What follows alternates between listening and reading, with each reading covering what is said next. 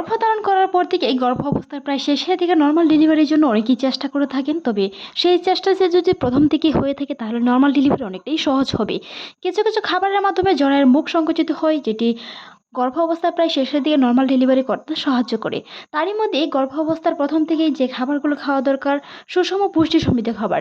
গর্ভ অবস্থায় সুষম পুষ্টি সমৃদ্ধ খাবার, প্রচুর পর্যাপ্ত পরিমাণে পানি এবং হালকা ব্যায়াম নর্মাল ডেলিভারির সম্ভাবনা বাড়িয়ে তোলে। তাছাড়াও নর্মাল ডেলিভারিতে সহায়তা করে সুষম পুষ্টি সমৃদ্ধ খাবার। কিছু খাবারের মধ্যে বিশেষ কিছু খাবার হচ্ছে আয়রন, ক্যালসিয়াম ও প্রোটিন সমৃদ্ধ খাবার, যেমন শাকসবজি, ফলমূল, মাছ, মাংস, ডিম ইত্যাদি। অবশ্যই খেতে হবে মৌসুমী ফল ও শাকসবজি। রঙিন শাকসবজি খাওয়ার চেষ্টা করুন, যেটি আপনার আয়রনের ও ক্যালসিয়ামের ঘাটতি কমাবে। আয়রন, ক্যালসিয়াম, প্রোটিন সমৃদ্ধ খাবার যেমন শাকসবজির পাশাপাশি রয়েছে বিভিন্ন ধরনের মুরগির কলিজা, বিভিন্ন ধরনের ডিম বা বিভিন্ন ধরনের শাকসবজি, যেটিতে আপনার পর্যাপ্ত পরিমাণে আয়রন।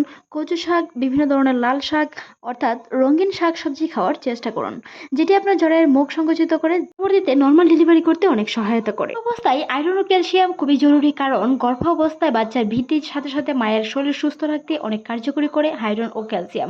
পর্যাপ্ত পরিমাণে পানি প্রতিদিন পর্যাপ্ত পরিমাণের পাশাপাশি অন্তপক্ষে 3 থেকে 4 লিটার পানি পান করার কথা বলেন বিশেষজ্ঞরা, যেটি আপনার অমিনোটিক তরল বিভিন্ন ধরনের সমস্যার সম্মুখীন হয়ে কোষ্ঠকাঠিন্য থেকে শুরু করে বিভিন্ন ধরনের সমস্যা থেকে রক্ষা দেয় পর্যাপ্ত পরিমাণে পানি পান করার কারণে। আমাদের গুরুত্বপূর্ণ কিছু খাবারের মাধ্যমে আরও কিছু খাবার আছে গর্ভ অবস্থায়, যেটি হচ্ছে ফাইবারযুক্ত খাবার। ফল, শাকসবজি এবং আস্ত শস্যদানা কোষ্ঠকাঠিন্য দূর করে, যা গর্ভ অবস্থায় অনেক আরামদায়ক, ঘুম থেকে শুরু করে বিভিন্ন ধরনের সমস্যা থেকে আরামদায়ক রাখে সেই ফাইবারযুক্ত খাবার।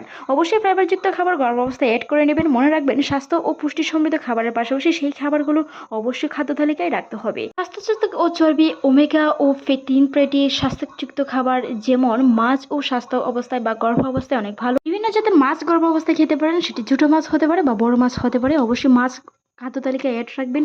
পর্যাপ্ত পরিমাণে পাশাপাশি অবশ্যই তরল খাবার খাওয়ার চেষ্টা করবেন, যেটি কোষ্ঠকাঠিন্য থেকে রক্ষা করে থাকে।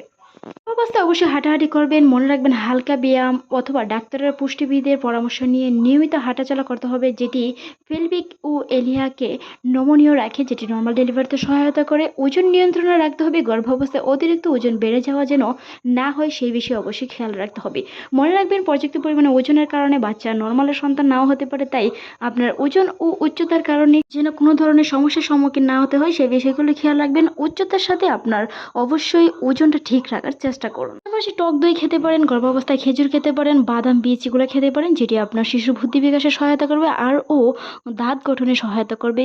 বাদাম ক্যালসিয়ামযুক্ত খাবার অবশ্যই কম খাবারের মধ্যে পুষ্টি সমৃদ্ধ খাবার খাদ্য তালিকায় রাখুন। ভিডিওটি এই পর্যন্ত ভালো লাগলে সাবস্ক্রাইব করুন। এতক্ষণ দেখার জন্য অসংখ্য ধন্যবাদ।